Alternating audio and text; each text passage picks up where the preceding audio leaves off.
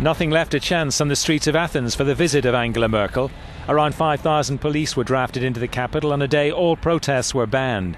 Vehicles were removed just 24 hours after a powerful car bomb exploded in the city centre.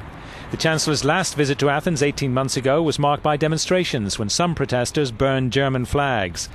The Greek foreign minister said this visit was proof his country has finally opened a new chapter.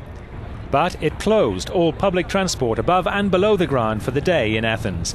The harsh reality was a long walk to the office for the city's workers.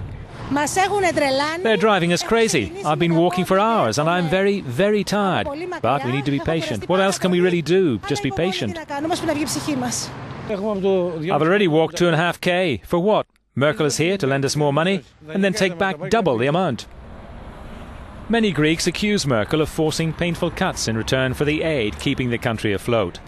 It's understood she will discuss the launch of a development bank to develop and spur investment when she meets with Prime Minister Antonis Samaras. The two will also address a business forum. Chancellor Merkel is in Athens in a demonstration of support to Prime Minister Samaras and his new Democracy Centre-Right party ahead of the May European election. But she is also here to remind the Greek coalition government it should continue its reforms without straying from its austerity programme. Από την Αθήνα για το Euronews, Σταμάτης Γιαννίσης.